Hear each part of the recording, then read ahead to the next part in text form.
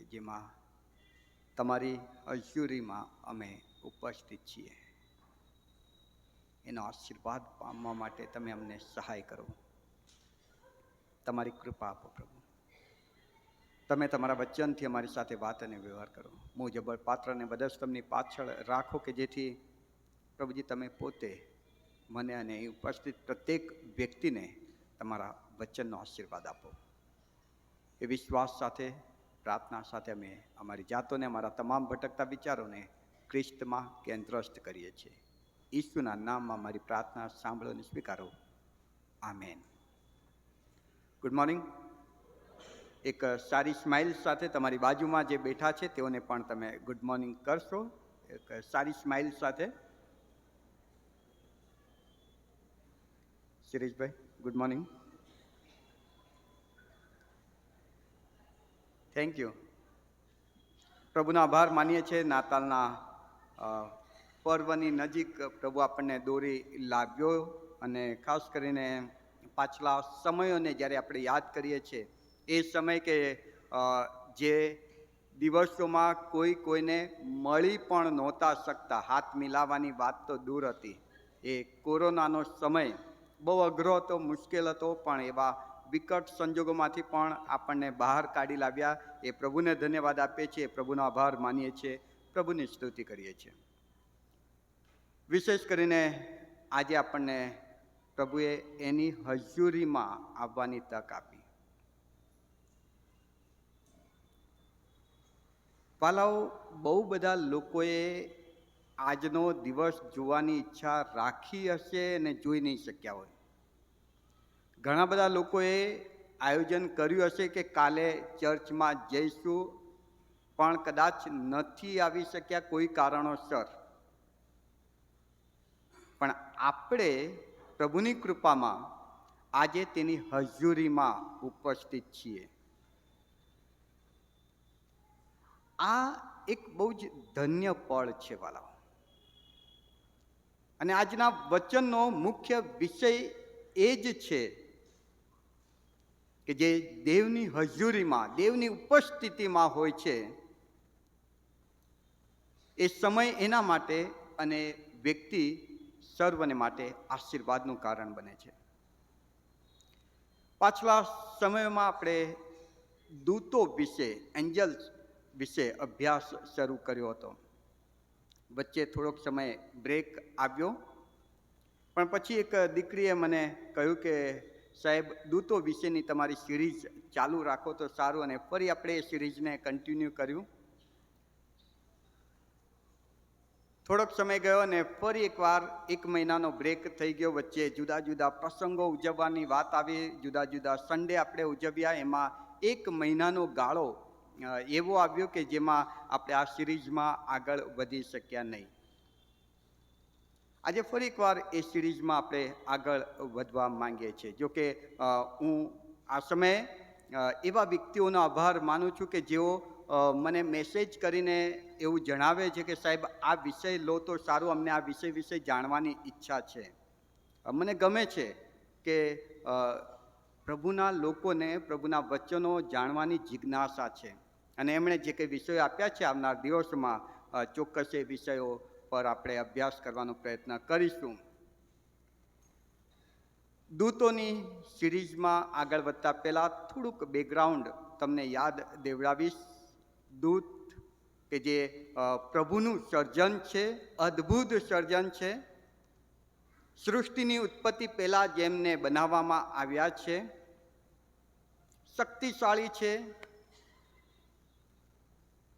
એમાં અલગ અલગ વ્યવસ્થા છે. દૂતો, કરુબો, સરાફીમ. અને દૂતોમાં પણ 2 પ્રકારના દૂતોની વાત પણ આપણે જોઈ હતી કે એક સારા દૂતો, પ્રભુની હજુરીમાં રહેનાર દૂતો, અને બીજા ભ્રષ્ટ દૂતો કે જે પ્રભુની હજુરીમાં હતા પણ લ્યુસિફર જે પ્રમુખ દૂત હતો એના ભમાવ્યાથી, એના પક્ષમાં રહીને જેમણે ઈશ્વર પિતાની સમક્ષ બળવો કર્યો, એવા 3જા ભાગના દૂતોને પૃથ્વી પર નાખી દેવામાં આવ્યા. પદભ્રષ્ટ થયેલા દૂતો. એ 2 પ્રકારના દૂતો. આ સારા દૂતો કે જે પ્રભુની હજુરીમાં છે એમનો હેતુ પણ સારો છે, અને જે ભ્રષ્ટ દૂતો છે એમનો હેતુ પણ ભ્રષ્ટ છે. બંને પ્રકારના દૂતોને પ્રભુએ બનાવ્યા છે, અને સારા દૂતોને પ્રભુ પોતાના બાળકોના રક્ષણને માટે, દોરવણીને માટે, એમને ગાઈડ કરવા, એમને મદદ કરવા પ્રભુ સમયાંતરે મોકલે છે, અને દૂતોની મદદ આપણને પ્રાપ્ત થાય છે. લ્યુસિફર પણ પોતાના દૂતોનો ઉપયોગ કરીને આપણને ભમાવે છે, પાપ તરફ આકર્ષે છે, પાપમાં માણસ પડે એ માટે તમામ પ્રયત્નો કરે છે. આપણે સારા દૂતો તરફ ફોકસ કર્યું હતું, અને એમાં સારા દૂતોમાં અમુક દૂતોનો અભ્યાસ આપણે કરતા હતા. ખાસ કરીને પ્રમુખ દૂતોના નામો વિશે આપણે જોયું હતું. કોઈને યાદ હોય તો પ્રમુખ દૂતો: ગેબ્રિયલ, મિખાએલ, લ્યુસિફર. આ 3 નામ આપણા બાઇબલમાં મળે છે, પણ આપણા બાઇબલ સિવાય પણ કેથલિક બાઇબલમાં બીજા દૂતોના નામો મળે છે કે જેને 7 દૂતો ગણવામાં આવે છે. આપણે એ તરફ ન જતા, મિખાએલ વિશે અગાઉ આપણે જોયું હતું, લ્યુસિફર વિશે બહુ ડિટેલમાં જોયું હતું, અને આજે આપણે ગેબ્રિયલ, જેને ગુજરાતીમાં ગાબ્રિયલ તરીકે ઓળખાય છે, એ દૂત વિશે જોવાના છીએ. એવું કહેવાય છે, અમુક સ્કોલર એવું માને છે કે ઈશ્વરનું સૌથી પહેલું સર્જન જો કોઈ હોય તો આ ગાબ્રિયલ દૂત છે. પૃથ્વી બનાવી એ પહેલા દૂતોને બનાવ્યા, અને દૂતોમાં જો સૌથી પહેલા કોઈને બનાવ્યા હોય તો તે ગાબ્રિયલ છે, એવું અમુક બાઇબલના સ્કોલરો માને છે. પણ આપણે જ્યારે બાઇબલને બેઝ રાખીને વિચારીએ છીએ ત્યારે બાઇબલના પ્રથમ પુસ્તકથી લઈને છેલ્લા પુસ્તક સુધી, એટલે વાત જૂના કરારની હોય કે નવા કરારની હોય, બધે આ દૂત વિશે નોંધ આપણને મળે છે. બાઇબલનું સૌથી પહેલું પુસ્તક કયું? બોલીએ જી. ઉત્પત્તિ, અય્યુબ, બંને સાચા છે. આ ક્રમ પ્રમાણે જશો તો ઉત્પત્તિ, પણ ઉત્પત્તિમાં પણ દૂતની વાત આવે છે અને પ્રકટીકરણમાં પણ આવે છે. પણ જો લેખનની દ્રષ્ટિએ જોશો તો અય્યુબ એ બાઇબલમાંનું સૌથી જૂનું પુસ્તક ગણાય છે, અને એમાં પણ દૂતની વાત આવે છે. ગેબ્રિયલ દૂત, કે જેના માટે એવું કહેવાય છે કે કદાચ સૌથી પહેલી પ્રભુની સૃષ્ટિ અથવા તો ઉત્પત્તિ હોવાના કારણે પ્રભુને બહુ પ્રિય દૂત છે, આ સ્કોલરો માને છે. પણ બાઇબલ આધારિત આપણે જે જોઈએ છીએ તેમાં આ એક એવો દૂત છે ગેબ્રિયલ કે જેને પ્રભુએ નામ સાથે બાઇબલમાં સ્થાન આપ્યું છે.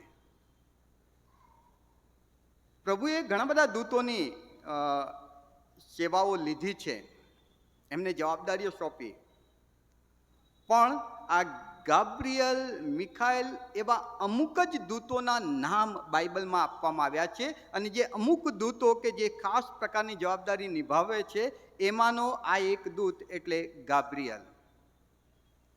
અને જૂના કરારમાં જો તમે જોશો તો ખાસ કરીને દાનિયેલ ને હઝકીએલના પુસ્તકનો અભ્યાસ કરશો તો આ ગાબ્રિયલનો રોલ બહુ અદ્ભુત છે. પ્રભુ પિતા પરમેશ્વર સિવાય બીજું કોઈ નથી જાણતું એવા ગૂઢ રહસ્ય બાઇબલના, એવા ભવિષ્ય કથનો, એ દર્શન અને એના ખુલાસા કે જે પિતા સિવાય, પિતા, પુત્ર, પવિત્ર આત્મા સિવાય કોઈ નથી જાણતું, એ એમના પછી જો કોઈને ખબર હોય તો આ ગાબ્રિયલ છે. કેમ કે જ્યારે દાનિયેલને દર્શન થયું અને દાનિયેલે કહ્યું કે હું આ સમજી શકતો નથી, આનું મને કશી ખબર નથી પડતી, ત્યારે પિતાએ ગાબ્રિયલને મોકલ્યો કે ગાબ્રિયલ તું જા અને આ રહસ્ય આ જે ગૂઢ રહસ્ય છે એનો મર્મ તું દાનિયેલને સમજાવ. અને ગાબ્રિએલ દાનિયેલને એ ભવિષ્ય કથનો કે જે પ્રકટીકરણમાં બનવાના છે, હજુ આપણી પેઢીમાં પણ જે નથી બન્યું, હજુ બનવાનું છે, એના વિશે એ સમયે દાનિયેલને ખુલાસો કરી બતાવ્યો એ આ ગાબ્રિએલ. લુકની સુવાર્તામાં આપણે જે શાસ્ત્ર પાઠ વાંચ્યો, લુકની સુવાર્તા 1 અધ્યાય 8 થી 20 અને ત્યારબાદ 26 થી 38, ત્યાં ગાબ્રિએલના નામ સાથે એ શાસ્ત્ર પાઠમાં એનો ઉલ્લેખ છે. જખારિયા યાજક તરીકે પોતાની જવાબદારી નિભાવી રહ્યો છે, એનો વારો છે ને એ પ્રમાણે તે અર્પણ ચડાવવા ગયો છે. અને 10મી કલમ કહે છે કે ધૂપ કરતો હતો તેટલામાં 11મી કલમમાં ધૂપ વેદીની જમણી બાજુએ પ્રભુનો એક દૂત ઊભેલો તેને દેખાયો, અને તેને જોઈને જખારિયા ગભરાઈ ગયો અને તેને બીક લાગી. કેવી એની પર્સનાલિટી હશે વાલાઓ એ દૂતની, એનો કેવો પ્રભાવ હશે, એક કલ્પના કરો. જ્યાં જ્યાં આ ગાબ્રિએલ દૂતની ઉપસ્થિતિ બાઇબલ બતાવે છે, ત્યાં ત્યાં આ શબ્દનો ખાસ રીતે ઉલ્લેખ કરવામાં આવ્યો કે તેઓ ગભરાઈ ગયા. તમે આગળ પણ જોઈ શકો છો લુકની સુવાર્તા 1 થી 30, પહેલા અધ્યાયની 30મી કલમમાં, કે જ્યારે મરિયમને પ્રભુએ માફ કરજો ગાબ્રિએલ દૂતે દર્શન આપ્યું ત્યારે મરિયમ પણ બી ગઈ. અહીં જખારિયા પણ બી ગયો. માથીની સુવાર્તાના પહેલા અધ્યાયની 20મી કલમમાં યુસુફને જ્યારે દર્શન આપ્યું, યુસુફ પણ બી ગયો, ડરી ગયો. દાનિયેલના પુસ્તકમાં 8મા અધ્યાયમાં તમે જુઓ તો દાનિયેલ તો એટલો બધો બી ગયો કે ઊંધો પડી ગયો, પોતાનું મોં ઢાંકી દીધું. કેવો એનો પ્રભાવ એ ગાબ્રિએલનો, કેવી એની પ્રતિભા, કેવી એની પર્સનાલિટી હશે ગજબની, કે એને જોઈને વ્યક્તિ બી જાય. એ બીક નોર્મલી શેતાનને જોઈને અથવા તો કંઈક એવું બિહામણી સ્વરૂપ જોઈને જે માણસ બી જાય એ પ્રકારનું નહીં, પણ એક અલૌકિક અસ્તિત્વને જોઈને જે બીક લાગે ને એ બીક. અહીં આગળ લુકની સુવાર્તામાં ગાબ્રિએલ જ્યારે જખારિયાને દર્શન આપે છે, 19મી કલમ બહુ અગત્યની છે. આજે સંદેશાનો મુખ્ય વચન 19મી કલમ છે. આ ગાબ્રિએલ દૂત જખારિયાને ઉત્તર દે છે કે દેવની આગળ ઊભો રહેનાર ગાબ્રિએલ હું છું. પોતાની ઓળખ જ્યારે એ દૂત જખારિયાને આપી રહ્યો છે ત્યારે એ આ શબ્દ વાપરે છે કે હું દેવની આગળ ઊભો રહેનાર. કેવી નમ્રતા વાળાઓ, જેની હજુરીથી વ્યક્તિ બી જાય, ઊંધો પડી જાય, જેની સામે જોવાની કોઈની તાકાત ના ચાલે એવી જેની પર્સનાલિટી છે, એ પોતાની ઓળખ એમ આપે છે કે હું તો દેવની હજુરીમાં ઊભો રહેનાર છું. કોઈ બડાઈ નહીં, કોઈ મોટાઈ નહીં, આની તાકાતનો કોઈ અંદાજ જ ન કાઢી શકાય વાલાઓ. કેમ કે પ્રભુનો એક દૂત એક રાતમાં 1 લાખ કરતા વધારે વ્યક્તિને મારી શકે છે, ત્યારે આ તો પ્રમુખ દૂત છે. એક આંખના પલકારામાં અહીં પૃથ્વી પર અને આંખના પલકારામાં સ્વર્ગમાં જઈ શકે એવી સ્પીડ આ ગાબ્રિએલની,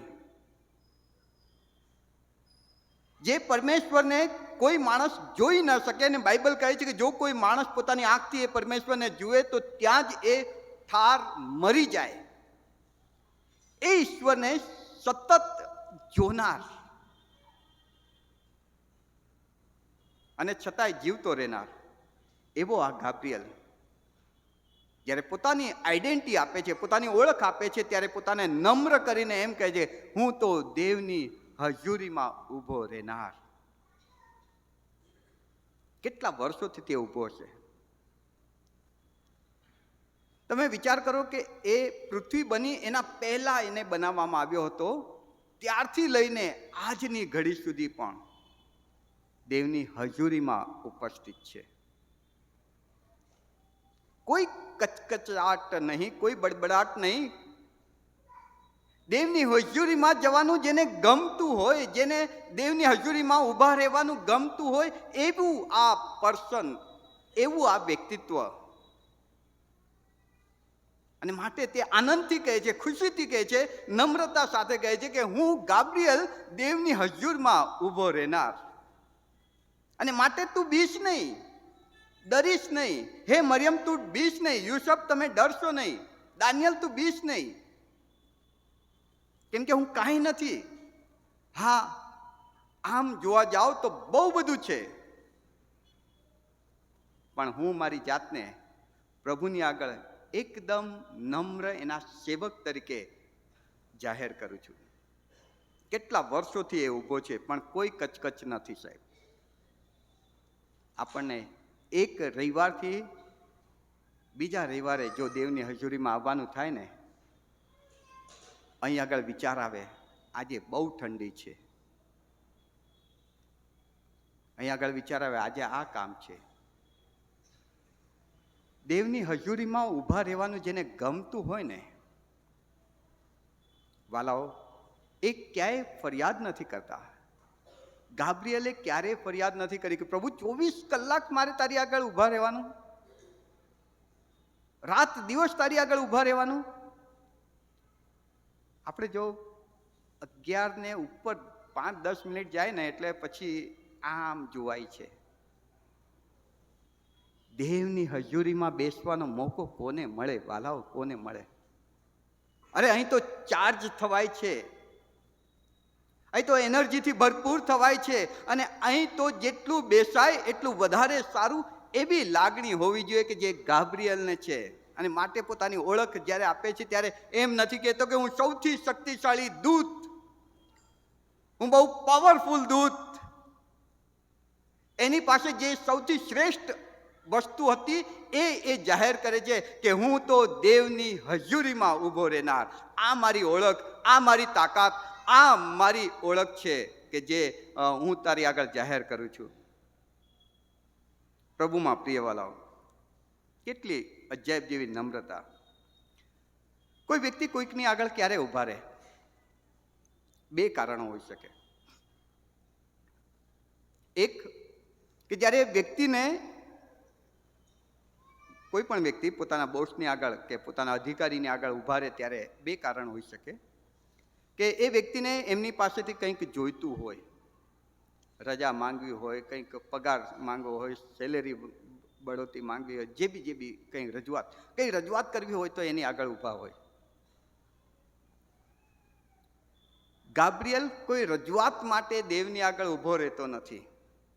પ્રભુ, મારે કાંઈ રજૂઆત નથી કરવું,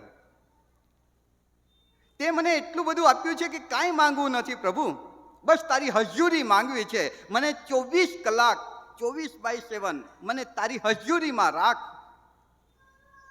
દાઉદની આ બહુ સરસ પ્રાર્થના હતી કે હે પ્રભુ, તારા મંદિરના દરવાન થવાનું મને ગમશે, કેમ કે ત્યાં હું રહીશ તો 24 કલાક હું તારું દર્શન નિહાળ્યા કરીશ, તારો મહિમા જોયા કરીશ.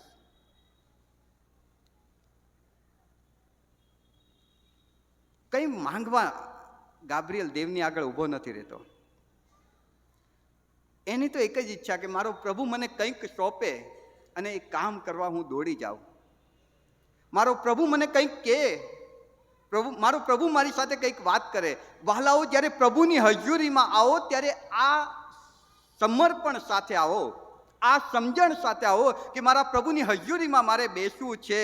મારે કાંઈ માંગવું નથી આજે, બસ એને અનુભવવો છે, એને મહેસૂસ કરવો છે. કાંઈ માંગવું નથી. અરે માંગ્યા કરતાં વિશેષ એણે આપ્યું છે, કશું જ માંગવું નથી. આ સમજણ સાથે દેવની હજુરીમાં આવો. બીજું કારણ, કોઈકની આગળ જ્યારે કોઈ વ્યક્તિ ઊભા હોય ત્યારે એની સામે હરીફાઈ કરવાની હોય ને ત્યારે, જેમ કે દાઉદ અને ગોલિયાત સામે ઊભા રહ્યા લડવા માટે. એની સામે બળવો કરવો હોય ને ત્યારે એની સામે ઊભા રહે. જેમ કે પરમપિતા પરમેશ્વરની સામે શેતાન ઊભો થઈ ગયો બળવો કરવા. અને લ્યુસિફર ઘણા બધા દૂતોનો સાથ લઈને પ્રભુની વિરુદ્ધમાં એણે બળવો કર્યો. વાલાઓ, ગાબ્રિયલ અને લ્યુસિફર બંને તમને ને મને એક બહુ મોટો મેસેજ આપે છે કે દેવની સમક્ષ તમે શા માટે ઊભા છો. આ ગાબ્રિયલની જેમ દેવને પામવા, મહેસૂસ કરવા, અનુભવવા, એની સેવા કરવા, અથવા તો આ લ્યુસિફરની જેમ દેવની સામે બળવો કરવા. પ્રભુ તારી સામે બી ઊભો રહીશ અને પછી જઈને તારી વિરુદ્ધમાં કામ પણ કરીશ. તારી હજુરમાં ઊભો રહીને તારી પરવાનગી લઈને હું અય્યુબનું બધું છીનવી લઈશ. તારી હજુરમાં ઊભો રહીશ અને અહીંથી જઈને યુસુફને પરીક્ષણમાં પણ નાખીશ. આ પણ એક એટીટ્યુડ. આપણે અત્યારે પ્રભુની હજુરમાં ઊભા છીએ, પણ અહીંથી બહાર જઈને જો શેતાનના કામો કરીએ છીએ તો આપણામાં ને લ્યુસિફરમાં કાંઈ ફરક નથી. પણ ગાબ્રિયલ બનીએ કે જે દેવની હજુરમાં ઊભો હોય ને, કાંઈ માંગતો નથી. બસ પ્રભુ, મારે તો તને મહેસૂસ કરવો છે. વર્ષોથી દેવને આધીન છે. હજારો વર્ષો હશે, હજારો વર્ષો. પૃથ્વી ઉત્પન્ન થઈ એ પહેલાથી એ ગાબ્રિયલ દેવની હજુરમાં દેવની સેવાને માટે તત્પર. હજારો વર્ષો થયા. શા માટે દેવની હજુરમાં? કેમ કે એ જાણે છે કે આ પરમેશ્વર કે જેની હજુરીમાં હું ઊભો છું ને, એ મારો ઉત્પન્ન કરતા છે, એ મારો બનાવનાર છે. એણે મને આ જીવન આપ્યું છે ને માટે એનાથી અલગ થઈશ તો હું મરી જઈશ. મને એની હજુરીમાં ગમે છે કેમ કે એ મારો ઉત્પન્ન કરતા છે. આજે હું જે છું તે એના કારણે છું અને માટે એની હજુરી મને ગમે છે. પ્રભુમાં પ્રિય વાલાઓ, દેવની હજુરીમાં આવવાનું ગાબ્રિયલને ગમે છે કેમ કે જાણતો હતો કે પરમેશ્વર દેવ મારો ઉત્પન્ન કરતા છે. યશાયા 42 તમે વાંચો, તમને ને મને પ્રભુ એમ કહે છે કે હે યાકૂબ, હું તારો ઉત્પન્ન કરતા, તારો બનાવનાર, તારો દેવ યહોવા છું. અને આપણે ભલી ભાંતિ જાણીએ છીએ, આપણને બરાબર ખબર છે કે આ પૃથ્વી પરનું મને મનુષ્યનું જીવન એણે આપ્યું છે.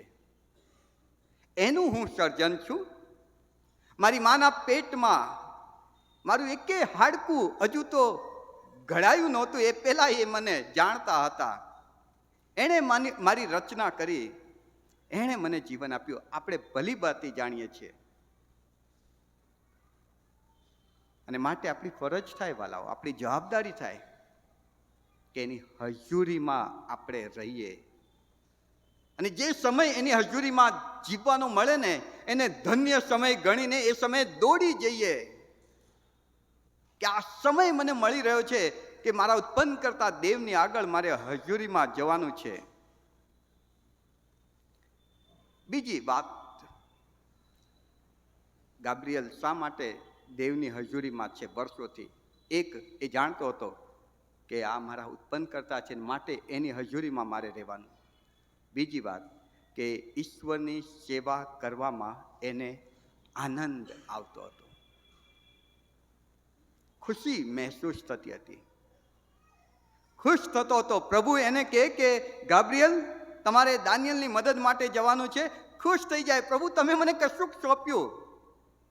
દોડીને જાય, દાનિયેલની સાથે વાત કરીને ત્યાં પૂરું થાય ને પછી વચ્ચે નાસ્તો ચા પાણી કરવા ન ઊભો રહે, સીધો જઈને પાછા પ્રભુની હજુરીમાં, પ્રભુ હું આવી ગયો, બીજું કંઈક કામ હોય તો કહો. પ્રભુ કે ઓકે ગાબ્રિયલ, તમે કામ કરો. એક નાની છોકરી 19-20 વર્ષની એક નાના ગામડામાં બહુ ગરીબ હશે, કોઈ એને ન ઓળખતું હોય એવી એ વ્યક્તિ છે, એ મરિયમને જઈને તમારે મળવાનું છે ને મારી સલામ કહેવાની છે. હે પ્રભુ, તમે આટલા મોટા ઈશ્વર આ સામાન્ય વ્યક્તિ કે જેને કોઈ ઓળખતું નથી, એવી કોઈ દલીલ નથી કરી એને. કેટલો અદ્ભુત આ પર્સન છે.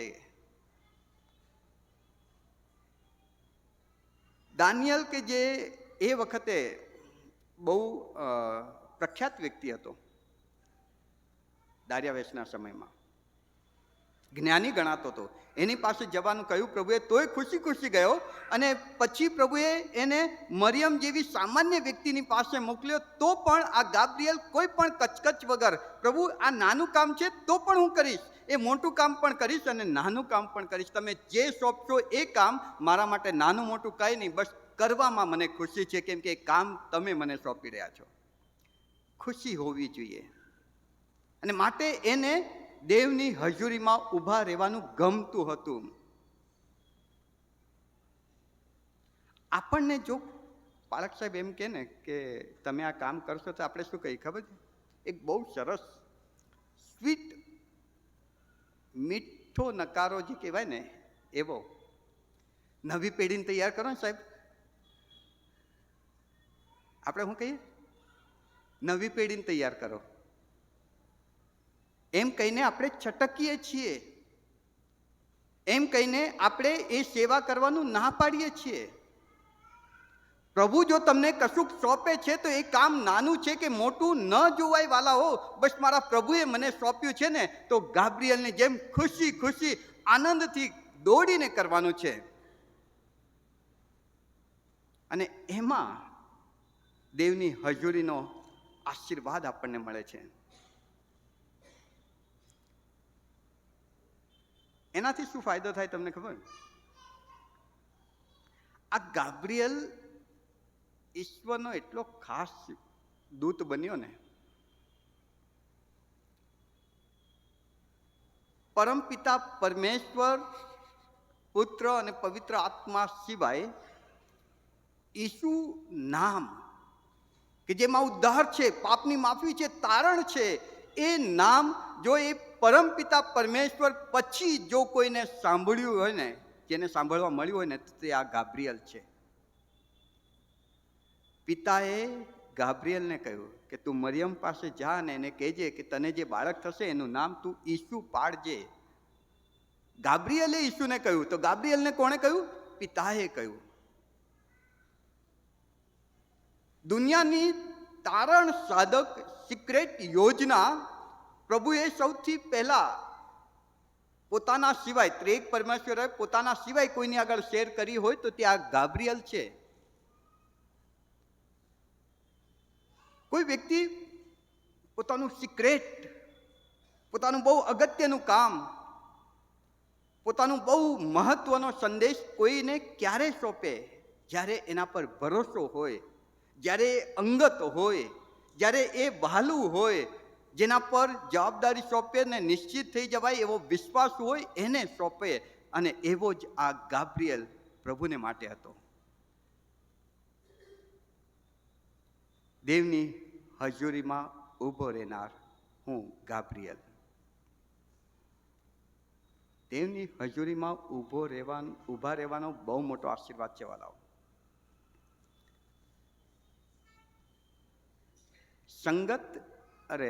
સંગત જેવી અસર.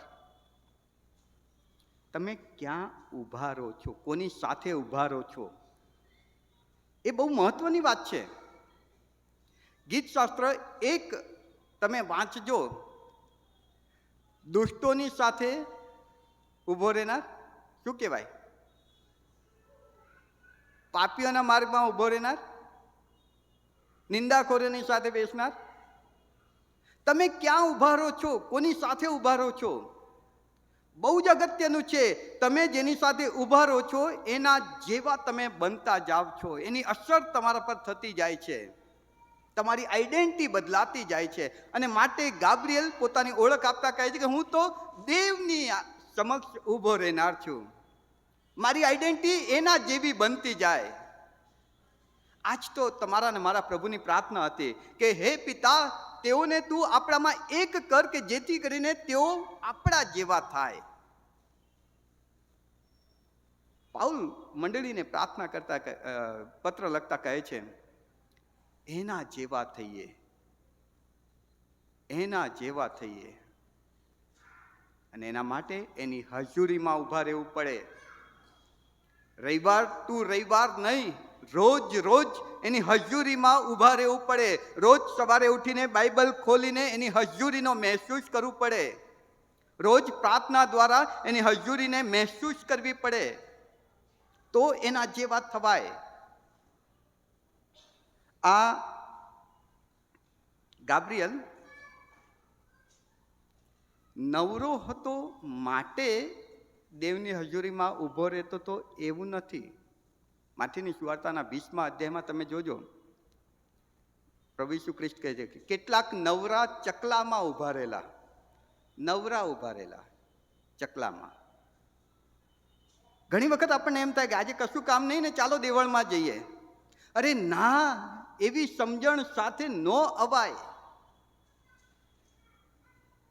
દેવની હજુરીમાં આવીએ ને ત્યારે એ ખુશી સાથે, એ વિશ્વાસ સાથે, એ સમજણ સાથે આવીએ કે મારા પ્રભુની હજુરીમાં મારે જવાનું છે.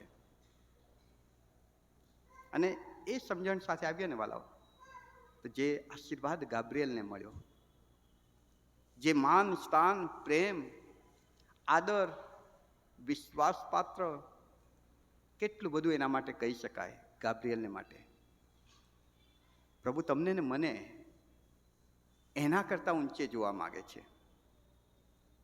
કેમ કે બાઇબલ કહે છે કે તે ખચિત દૂતોને હાથ નથી દેતો, પણ તમને ને મને હાથ દે છે. આપણા તરફ હાથ લંબાવે છે પિતા કે મારા દીકરા, મારી દીકરી, મારો હાથ પકડ અને મારી સાથે, મારી પાસે, મારી નજીક આવી જા, મારી હજુરીમાં આવી જા. કેવા બનવું તમારા ને મારા પર ડિપેન્ડ છે. બંને રોલ મોડલ છે. ગાબ્રિયલ દેવની હજુરીમાં ઊભો રહેનાર, અને લ્યુસિફર કે જે દેવની હજુરીમાં આવે છે અને જાય છે. કેવા બનવું આપણા પર ડિપેન્ડ છે. પ્રભુ તમને ને મને આ દિવસોમાં ગાબ્રિયલ જેવા બનાવે કે જે પ્રભુના કામને માટે દોડી જાય, જે પ્રભુની હજુરીમાં બેસવામાં આનંદ મહેસૂસ કરે, જે પ્રભુની સેવા માટે હંમેશા 24/7 અવેલેબલ હોય.